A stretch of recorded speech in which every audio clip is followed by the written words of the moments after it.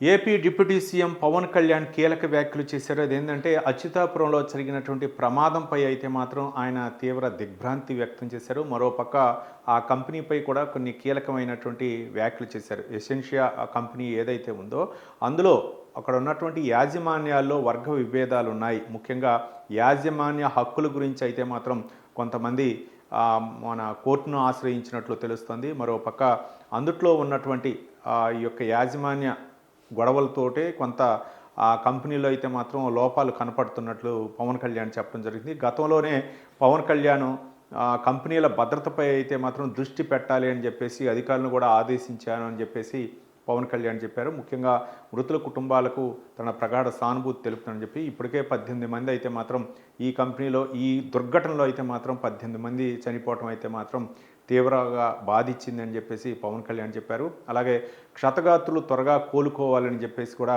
చెప్పడం జరిగింది. మరోపక్క వాళ్ళందరూ కూడా త్వరగా కోలుకోవాలని చెప్పేసి బాధితులు ఎవరైతే ఉన్నారో వాళ్ళకి అండగా ఉండాలని చెప్పేసి రాష్ట్ర ప్రభుత్వం తరఫున అక్కడ ఉన్నటువంటి అధికారులను అయితే మాత్రం ఆదేశించామని చెప్పేసి పవన్ కళ్యాణ్ వ్యాఖ్యానించారు. ఇక మరోపక్క విశాఖ పరిధిలో ఉన్నటువంటి ఆ సెజ్ కంపెనీలు ఏవైతే ఉన్నాయో సెజ్ పరిధిలో ఉన్నటువంటి కంపెనీల్లో అయితే మాత్రం సేఫ్టీ అక్కడ ఏ విధంగా ఉంటుంది ఆ కంపెనీల్లో అనేది కూడా ప్రమాణాలు పాటించాల్సిందే అని చెప్పేసి పవన్ కళ్యాణ్ చెప్పడం జరిగింది. ఈ సేఫ్టీ ప్రమాణాలు పాటించాలి, ప్రమాద సూచికలు పాటించాలని చెప్పేసి పవన్ కళ్యాణ్ చెప్తే చాలామంది యాజమాన్యాలు ఏం చేస్తున్నాయంటే అవి కంపెనీకి ఈ యొక్క సూచనలు సలహాలతోటి మా మీద చర్యలు తీసుకుంటారేమో అని చెప్పేసి చాలామంది ఆందోళన చెందుతూ ఉంటారు కంపెనీ యాజమాన్యాలు. కాబట్టి అట్లా కాకుండా కంపెనీ భద్రత కల్పించడం, కంపెనీలో సేఫ్టీ ఏవైతే ఉన్నాయో ఆ సూచనలు సలహాలు వాటన్నిటిని మినిమం పాటించాల్సినటువంటి బాధ్యత కంపెనీలపై ఉంది. ఆ భద్రత కల్పించాల్సినటువంటి బాధ్యత రాష్ట్ర ప్రభుత్వంపై ఉందని చెప్పేసి పవన్ కళ్యాణ్ వ్యాఖ్యానించారు. 3 నెలల్లో ఈ యొక్క కంపెనీలకు కావాల్సినటువంటి కార్యాచరణ ప్రణాళిక ఏదైతే ఉందో వాటన్నిటి కూడా ఒక రూపకల్పన చేయాల్సినటువంటి అవసరం ఉందని చెప్పేసి పవన్ కళ్యాణ్ చెప్పారు. విశాఖ ఆ సెజ్ కంపెనీలు ఏవైతే ఉన్నాయో వాటన్నిటికి కూడా మరోపక్క ఈ నెలాఖరులోగా ఇక కంపెనీలన్నీ కూడా సందర్శిస్తా అని చెప్పేసి పవన్ కళ్యాణ్ చెప్పాడు. ఇక ఈ దుర్ఘటన ఏదైతే ఉందో భవిష్యత్తులో ఇలాంటి ప్రమాదాలు జరగకుండా ఒక సేఫ్టీ అథారిటీ అయితే మాత్రం పర్యవేక్షించాల్సినటువంటి అవసరం ఉంది.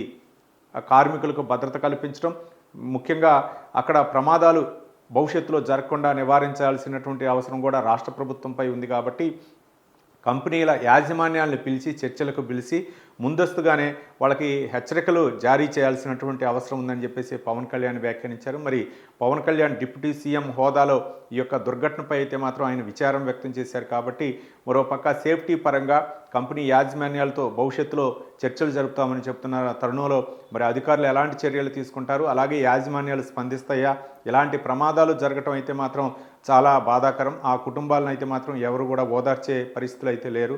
కాబట్టి ఈ యొక్క భవిష్యత్తులో ఇట్లాంటి ప్రమాదాలు జరగకుండా అయితే మాత్రం యాజమాన్యాలు అయితే మాత్రం ప్రభుత్వానికి సహకరించాల్సినటువంటి అవసరం ఉంది.